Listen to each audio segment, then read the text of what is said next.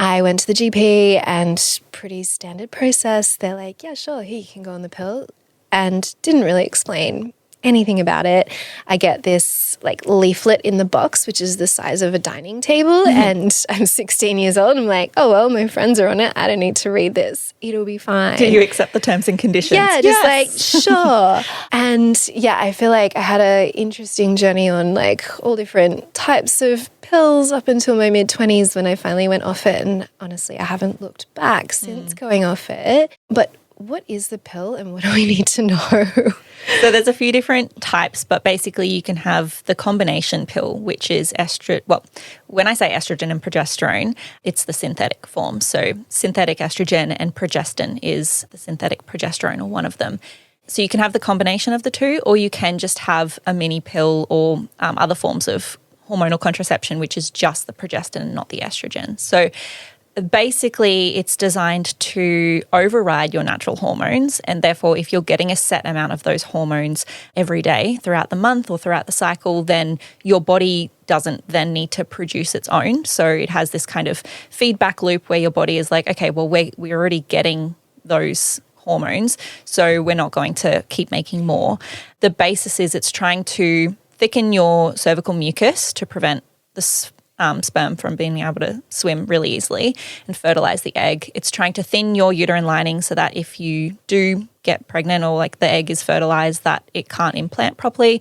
And then also majority of the time it's trying to suppress ovulation. And again, that can depend on the method of hormonal contraception. But yeah, there are pros and cons. The big pro being, it can make contraception easier. But the cons, as you've said, like a lot of women have had a negative experience with the pill and have had some sort of side effects.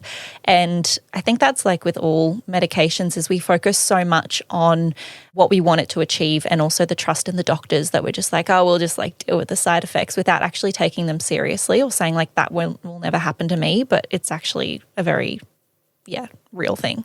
Yeah. And so if I was to read that leaflet that is the size of a dining table, and I'm sure everyone that's ever been on the pill or is currently on the pill knows what I'm talking about, like, what are some of the side effects that would be listed on there? So for those that contain the synthetic estrogen, for example, probably one of the more common ones is blood clots. So estrogen, especially the synthetic form, will increase the production of blood clotting factors through the liver. And that's why they say any women with risk of blood clotting shouldn't take that. It also, because of the increase in histamines and stuff, you've got things like migraines, you've got things like eczema, PMS, lots of fun things. The combination pill with the estrogen as well also stops ovulation. So that one, when it does have the both, is designed to stop it in like 99% of cases. And when we stop ovulation is required in order for our body to produce natural progesterone. And natural progesterone is beautiful. It has so many benefits. One, for example, is even just calming our minds, producing a chemical called GABA and reducing anxiety so that, we're nice and chill and not stressed. And progestin, the synthetic form of progesterone, it doesn't do that. So even though you might think, well, we're getting that synthetic progesterone anyway, so what's the big difference if we're not actually producing our own? And it just, even though they're similar, they're not bioidentical, so they don't perform exactly the same way in the body. The synthetic form doesn't have the benefits that the natural progesterone does, and it just interrupts the signaling between your ovaries and your brain, because it's not just all about the ovaries, our body all talks to each other. So yeah, interesting. And I feel like when you are 16 years old or whatever age people typically go on the pill, your priority is to not get pregnant, right? Like most people.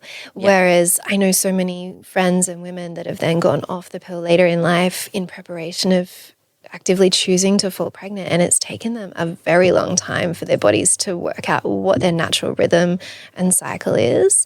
How long does it usually take? Do you know? It can vary. It varies between woman to woman, and that depends on her body's ability to adapt to that change. I mean, I consider it like second puberty. Your body is learning how to do that signaling and communication again and make the hormones in their perfect right amount. And and all of the things. So I would say like 3 months is normal. Like if you don't get your periods and if you stop the pill and then get a period, that's often the withdrawal bleed. It's just like a withdrawal of all of those hormones. So that's not technically someone's first period, but it's the one after that. If it comes straight away, amazing. You may still experience those post-pill symptoms like acne and all the other fun things, but it's very common for it to take a little while. And that's just your body figuring itself out. That's natural, not to be like worried about.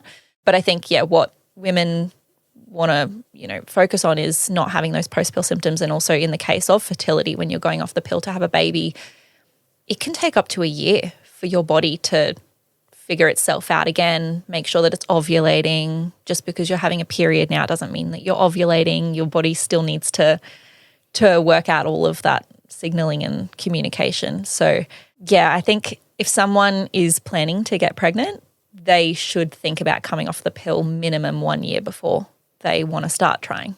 But it depends on the tools that you have as well for your body to be able to cope with that stress and that change.